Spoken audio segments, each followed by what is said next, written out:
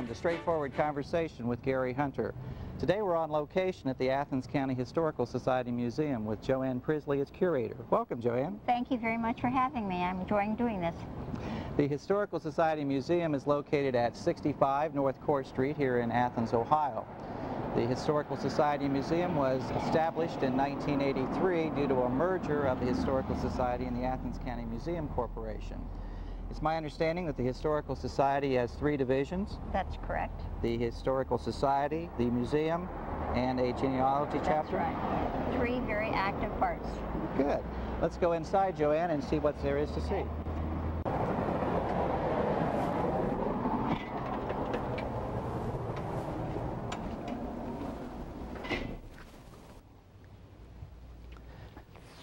Well, JoAnn, I understand this is the parlor room? That's correct. It's a period from about 1895 to 1900, or it could even go up to 1905. Well, looks like kind of an interesting room. Can you show me around it? Yes, I will. This is a room based mostly on College Street. And when you were in Athens, the people who were fairly well-to-do lived on College Street in the early days. And unfortunately, the only things we have to display usually are the materials that belong to well-to-do people, because other people wore things out. But there were people who did use things like this. And I'll start over here on my right. This is a melodeon, and it's a 5-octave melodeon made out of rosewood. And a local expert, Dr. Walker, believes it's about an 1855, 1860 piece. Interesting. And was from the family of P.O. Nichols, if you know P.O. Nichols and Wilson Carr. And the daughter, P.O. Nichols' daughter, brought it with her 2 daughters from Illinois to gift to us just recently, so we're very pleased with that. It will be restored, and then George Weckman of the Philosophy Department and Lutheran Church is going to do a concert for us. Oh, there's some pictures back here in the back. Well, the pictures in the back, all of the pictures in this room are people that we have identified. The couple in the middle are from the Brown family. The baby, right here. That's those 2. The baby is a member of the Marion Wood John Cottrell family, and then these are Hainings over here. The pictures on the other wall are all from the family of Marion Wood and John Cottrell. They all, those people all went into first families, and I think you might know Mrs. Frank. She's a member of that family too. So Marguerite Frank, she's deceased. But they came in here and sat on the sofa, the family, and had their pictures taken. And the sofa is from the house that is now the Sigma Kappa house, and Hazel Putnam Roach gave that to us. Well, she gave it to her estate. She is a descendant of Israel Putnam, who was a general and was a brother of Rufus Putnam. And then we have the chair, which I didn't show you on the other side of the melodeon, is from the Wickham house, which is on the corner across from the Catholic Church. There's a White House. It's a fraternity now. And then I understand there's a story about this painting. Yes, the painting is from down in Stewart, and it was done by Cosette Byron Jarvis when she was 16, and it was in 1886. And she was a very talented painting, and I think some people may have heard of Charles Byron, who is a relative of hers. He's a painter also. And she, in later years, we have an article from about 1942, Columbus Dispatch. She was known as the Grandma Moses of Athens County.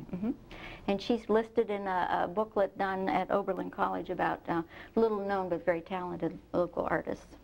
And then the mantle came from The mantle came from St. Paul's Rectory when they were tearing down the rectory. And of course I was chained myself to it and tried to keep them from doing it.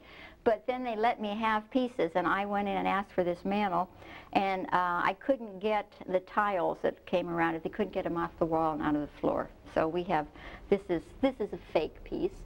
The mantle is, in the fireplace isn't done. This has to have a section around it, a square metal thing, which is, we're trying to get one now. And all of the pieces here show you how people in Victorian times, in the early, during the century, would have lived. This is actually a writing table, stereopticon, which is, you know, their answer to TV. You look in there and you get a 3D picture. Everything, I don't think we mentioned at the beginning, but everything we have has to have some Athens County connection. You don't use it? Or we don't take it. Now, obviously, these things could have been used someplace else, but we have to be able to connect them all up. So. Well, shall we move on to another room? Okay, we have several other rooms we can go.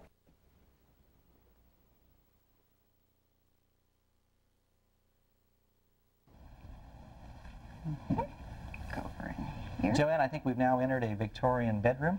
That's correct, and we have a number of interesting pieces in here. This is a feather bed on here. Let me see that. It's very nice and puffy. You sink down into it, and the bed itself is an interesting example of a French style, and it's from 1865, so it's quite early, and we're very pleased to have it.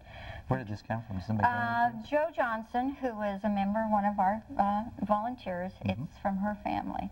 And the dresser behind you is also, now it's a 1879 piece, and it's quite, these are, you wouldn't want to wear this anymore. This is what you used to wear around your neck. It's a collar. You didn't change your shirt much, but you changed your collar. So this is a collar box for you.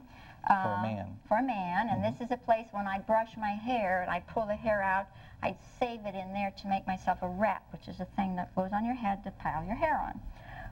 This is, we have an interesting Sewing machine. And you probably wouldn't have it in the bedroom. You might have it in the bedroom, but it's a very early piece. It's a 1879 piece with a chair, and this is a chair from, again, this is everything that we have in here. We didn't discuss this before, I don't think we did, but everything has to have an Athens County connection, and this again is a piece from a family, the Roach family, I believe. The piece behind you is a man's little cabinet to take care of his shoes. This is where you keep your shoe cleaning That's this little materials. piece down here. Yes, and it comes off. This isn't supposed to be up like this. He put his foot up there and polished his shoes, and this belonged to one of the Roaches, people named Roach, and they had a grocery store here at one time. And what's this little piece down here? That is boot jack. You put your heel in here and helps you get your shoes off. So and it's a little varmint. Go like this?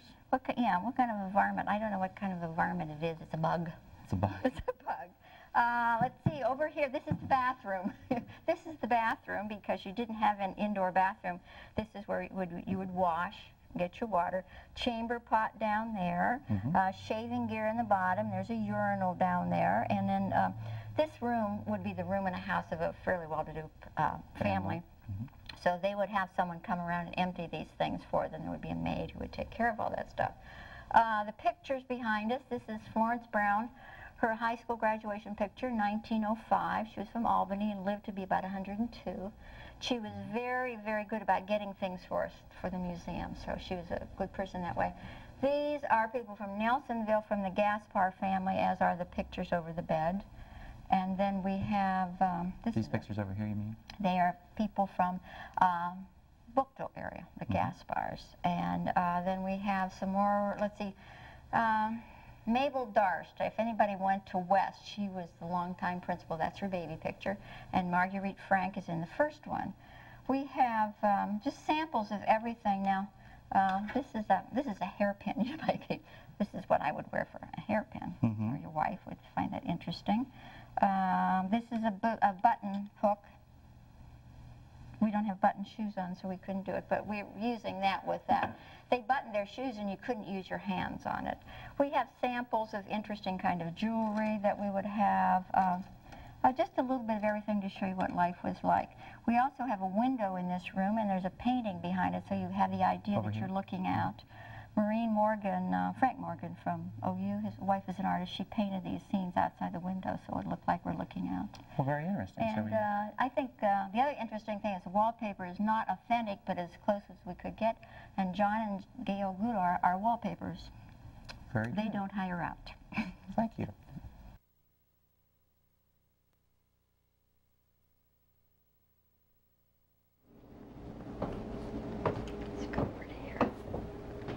Well, JoAnn, I think we've now entered the turn-of-the-century kitchen. That's correct. This is where the lady of her house did all her chores.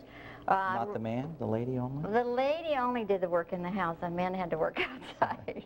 What's this piece right here? This is an ice box. The ice would go in the top here, and you would get ice every other day. It would drain down a tube into a pan, and you didn't have ice cream or frozen food. If you had ice cream, you either made it and ate it right away, or you ate it as soon as you bought it. But that's an ice box. This is your refrigerator. This is a washing machine. This is a washing machine? Well, it's a washing device. It's on top of the stove. And what you would do is, made in Logan, Ohio, I think you can see that on there, the Happy Home steam washer.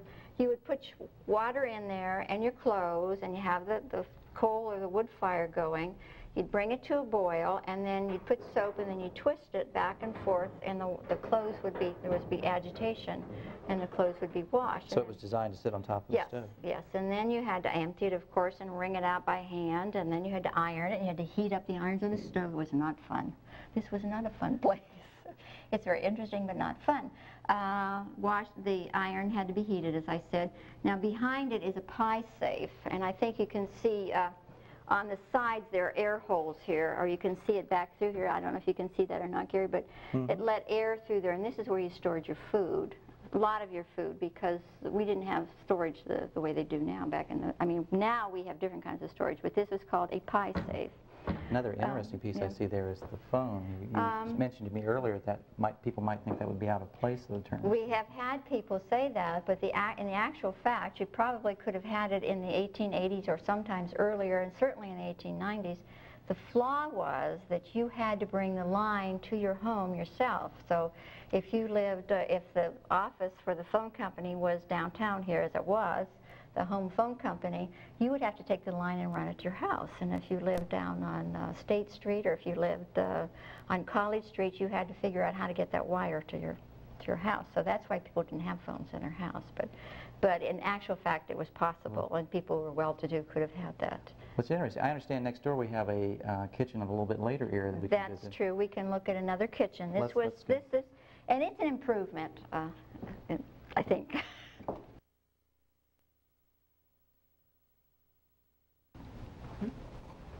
Go in here. I think I'll go over this way. Well, John, we've now entered a Depression era kitchen. That's correct, Depression era, and the clue to that is the bilious green and the yellowish and creamy color. We have people who come in immediately recognize it from the front door. They can see the green and they'll say, aha, it's going to be a kitchen. I see the refrigerator is no longer an icebox now. No, although people did have ice boxes. In my own family, we had ice boxes, but this happens to be the first model of the refrigerator. It was a 1928 General Electric. And we have a magazine here, which I think you might like. It's a Saturday Evening Post from 1929, and it does have a picture of that refrigerator. It was $215, which was expensive at that time, because in those days, a refrigerator might be $25 or something. A car would be in the range of only about $800 or $900. So it was very interesting that we happened to find this. I was going through a big pile of things, and there it was. You'll notice also the green materials, the green cups and things. This is a green, again, the terrible green, sandwich griller, an early sandwich griller. And this is a toaster. You opened it up, and you put the bread here, and you'd shut it up, and you'd toast one side. Hopefully you paid attention. Then you would flip it, open it up, flip the toast over, and then you toast the other side. And if you paid no attention, the smoke would come out of these little holes here. But this is fairly typical type items here, though most people wouldn't have such fancy cupboards. Again, we have things that were left over from people who were fairly well-to-do, so we have things that you wouldn't find. So these were considered fancy cupboards? These would be considered very modern and up-to-date, and had been very And you told me the tops were normally a linoleum? Linoleum, which would match the linoleum on the floor. And then the green glass, this is called Depression glass, green, sometimes it's orange.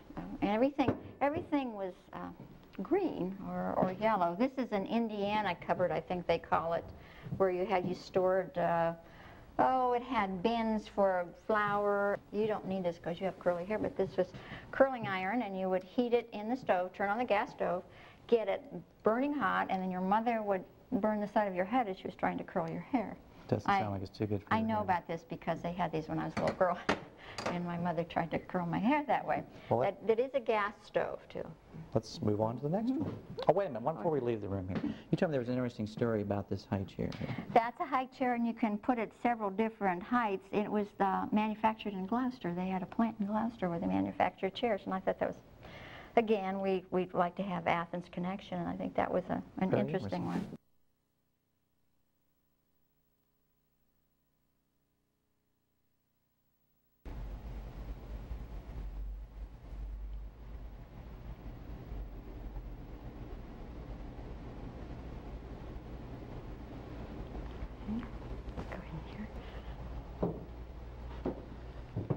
Well, JoAnn, I think we've now entered what's obviously a schoolhouse. Would this be a 20-room schoolhouse or a one-room schoolhouse? This is to give you an idea what a one-room schoolhouse would look like. And there's a slight mixture of periods in here because in Athens County, the schoolrooms, one-room schoolhouses were still in existence in the 1940s. So we have in the front area here, the desk, and on the side, if you look on, when we go out of this room, you'll be able to see it says Athens. They were manufactured down the bottom corner. Yes, down on the side. And then there are other desks from a later period back here from Rome, Canaan. And of course, then you have the little stove. And this, I think, is probably the most interesting thing in here. To me, anyway, it's a recitation bench. And each student would be assigned, because you'd have 1 through 8. And they would be given an assignment, and they might do it on their slate. They would do it on a slate instead of paper. And when they had their assignment done, they would come and sit on the bench, and they would sit in order so that the first person they'd move along. Then the teacher, when she had time, would hear their lessons so that she could handle a room perhaps of 30 people in 8 grades. So this is just to give you the flavor of the thing. Are there any McGuffey readers? We have McGuffey readers in here, and spelling books in here, and we have geography and anything you want in here. What about the 2 presidents, one Republican, one Democrat? Well, no. Washington wasn't a Democrat. You don't Every schoolroom in the entire world, or in the entire United States, always has this picture of Washington and this picture of Lincoln and a flag. Okay. Now here, this is the way we call you here to come. If you're outside playing? Yes, that's the bell. And then let's see. It's an interesting thing here. You brought Miss Blickle on the board. Well, she was an actual school teacher, and so it would usually be a female. I don't think there were very many men who taught. And then she's not a very good math teacher because arithmetic would have been there, and because there seems to be a problem there with that, I think. Thank you, JoAnn. Stay tuned. JoAnn and I will return after this commercial break.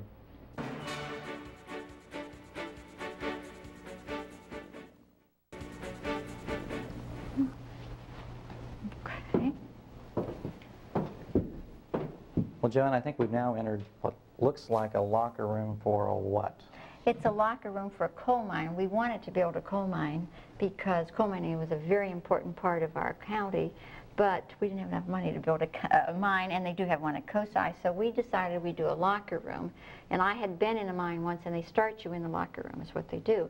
And we took a little, if you look around our locker room, you'll see drills on the floor and bits leaning against the wall. You wouldn't find that in a locker room, but we've taken exhibit license for it. And so we could talk about the things when students and children, visitors come in, we can explain to them.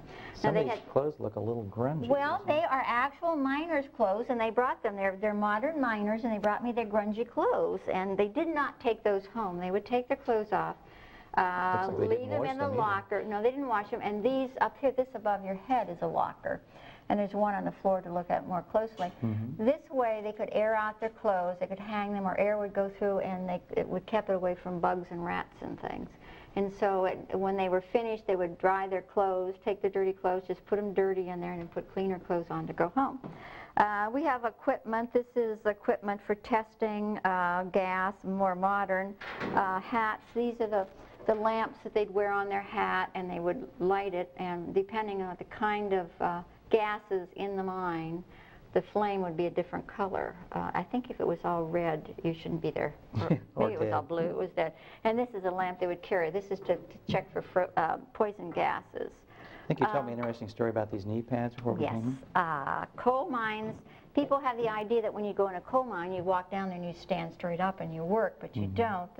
These are knee pads, and the miner at the head of the operation would very often work all day long on his knees with a pick, and these fasten around your knees so that you've protected your knees when you're kneeling down. Another interesting thing about mines, we have some information over here from the company store. Yes. And this is 1942 Carbondale Coal Company, and of course the miner had to buy his own tools and his own blasting powder. The only thing he was allowed to do for the company would let him go down in the mine and dig, and then they would buy the coal from him. Basically, that's what they did, to buy the coal. He would have to go to the company store and buy his pick. That's a small pick, but there's someplace around here, there's a larger pick. There's a box of blasting powder. He had to pay for everything himself, and so he might dig 10 tons of coal and be paid for it. You'll see here, I think it was 8 tons. By the end of the week, he has no money. I mean, this is his pay for a week, but he had to pay it all into the company store. Hence the phrase, I own my soul to the company store. That's correct. And this is actually 1942, so this is not an olden day thing. This is, each miner had his own little disc with his number, and he would fill up a coal car. They had to dig a certain number a day, tons a day, and I don't know what it was. I think 10 tons sounds like a lot, but it was 16 ton in the song. Yes. But then they would fill the car up, put their little disc on it with their number, send it to the surface, and the record keeper at the top would give them credit for it. And this is one of the problems with coal mining, is that the fellow at the top wasn't always honest, and he would cheat. This is a pony shoe, because before they had little railroads in the mines, they had ponies pulling the cars. So we had some pony shoes. Very interesting. And so we move on to another room then? Okay. Well, stay tuned. JoAnn and I will return after this commercial break.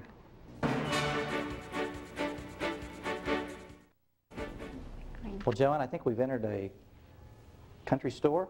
Well, it's a general store. It doesn't necessarily have to be the country store. Every little community would have a store. And this one is a Hester Dunphy store. And it's located in Steubenville, Ohio? Well, you're a native Athenian now. You should know where that is. You don't. I don't. No. Well, I was being clever with this. I decided to name the little town after the towns where the materials came, the original materials were found. And so a lot of the materials are from the Dunphy store in Stewart. The cash register, the post office, and many of the items in it. Other items, including the shelving, was from the Hester store in Mineral, and then this case we're leaning on was from Coolville store. Well, I think it was Chapman, so we decided to name everything after the places. I want to start with the cash register. You want to start with the cash register? Well, this is a marvelous piece, and if you happen to know anybody who knows how to fix them, because it's frozen, and we've been told that it needs to be fixed, but people don't know how to fix them anymore. And this is a lovely cash register. It's brass or bronze. Some people think it's bronze, and it does all sorts of things. You can calculate and do all kinds of things, and you get little slips of paper that tell you things, and it's just a marvelous piece that we would like to have repaired. We have, this store has some of everything in it. That's what a general store is. Some of this is kind of the lighting section here. These are gas lights. Sewing over here, we have toys for little kids. We have chamber pot. This is for people who don't have a lot of money. That's a metal chamber pot. You tell me that there's something significant about this little the stove. It is not a toy, though it looks like a toy. Back in the early days, a salesman couldn't carry his stove or his equipment around with him because they didn't have vans, they didn't have trucks. Sometimes he would come in a wagon or a buggy or on the train, so he carried an exact replica of his product. And so you could go to the store, he'd come to your house, and you would look at this, and this is exactly what you were going to get, but of course it would be bigger. And there's a sheet over there that tells you how much they cost, and I think the most expensive one is $22.25 or so, $22.25.